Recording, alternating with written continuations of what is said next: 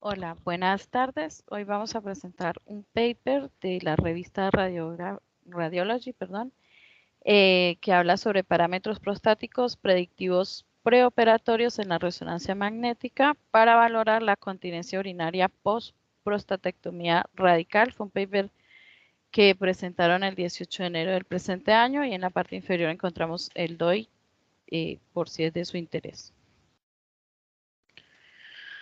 A manera introductoria tenemos que el cáncer de próstata es el segundo tumor más frecuente que se ha diagnosticado en los hombres a nivel mundial. Tiene una incidencia de aproximadamente 29.3 por cada 100.000 hombres. Y en los pacientes que tienen un tumor confinado a la glándula, es decir, en un TNMT2, uno de sus tratamientos es hacer la prostatectomía radical. Bien sea por diferentes ingresos, ya sea abierta o laparoscópica o asistida por robot. También una de las complicaciones más frecuentes que tiene este procedimiento quirúrgico es que los pacientes quedan con incontinencia urinaria, lo cual claramente va a alterar la calidad de vida del paciente.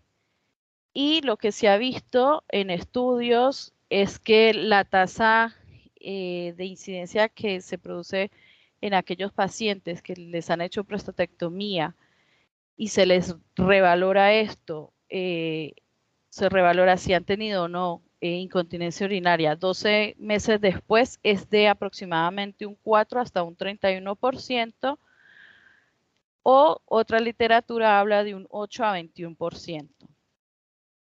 Hay que entender que ellos siempre en estos estudios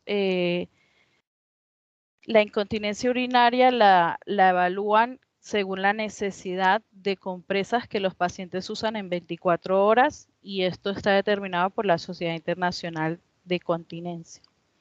Entonces, teniendo en cuenta que la continencia urinaria después de la prostatectomía es un determinante importante en la calidad de vida del paciente, los llevó a los autores a realizar este paper y el objetivo de ellos fue evaluar la capacidad predictiva de mediciones anatómicas de la próstata en resonancia magnética para tratar de evitar que estos pacientes tengan incontinencia urinaria post-prostatectomía.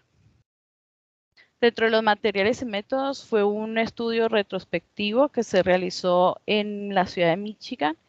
En este estudio se evaluaron a todos los hombres entre un periodo de agosto del 2015 a octubre del 2019 que fueron sometidos a una prostatectomía radical y previo a este procedimiento tenían una resonancia magnética. Estas imágenes fueron evaluadas por 4 radiólogos, los cuales hicieron una evaluación retrospectiva de las medidas anatómicas y para ellos poder hacer esta evaluación, primero tuvieron un entrenamiento específico de las medidas. En el estudio hicieron una valoración de las variables, tanto de la resonancia como de algunas características clínicas. Y lo más importante fue predecir la presencia de incontinencia urinaria a los 3, 6 y 12 meses.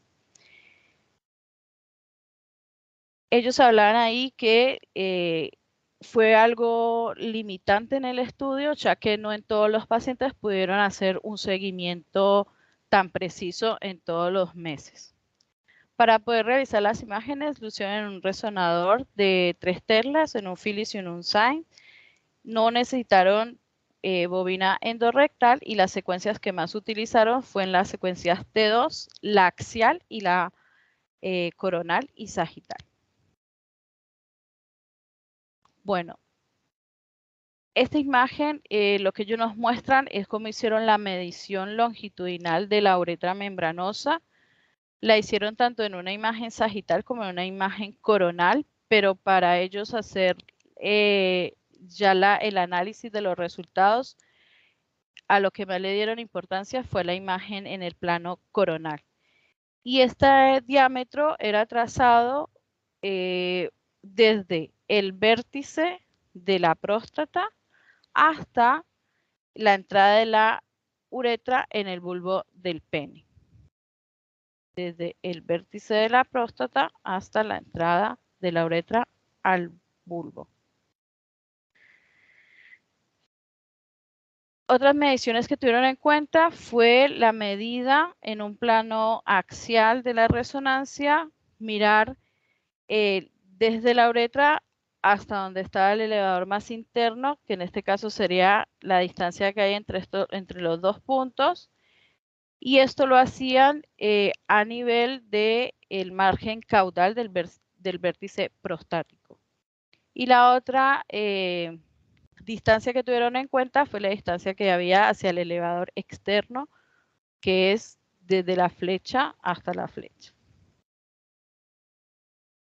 En la segunda imagen tenemos el ángulo entre la uretra membranosa y el eje prostático, y este se definió siempre en una imagen sagital y fue el ángulo que formaba una línea que se trazaba por toda la longitud de la uretra membranosa sobre una línea que se trazaba a través del eje prostático. Y la unión de estas dos líneas nos daba el ángulo. Y otro ángulo que también evaluaron fue el ángulo pubo-uretral, que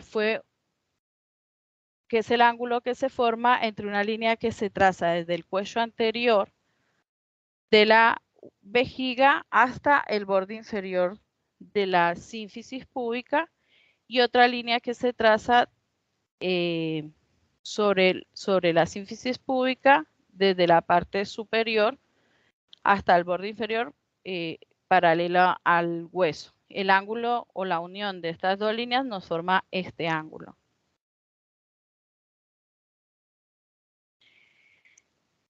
El EPIC 26 fue el formulario el cual está contemplado según la Sociedad Internacional de Contingencia para poder hacer la evaluación de la incontinencia urinaria en estos pacientes que han sido tratados bajo cualquier procedimiento quirúrgico de la próstata.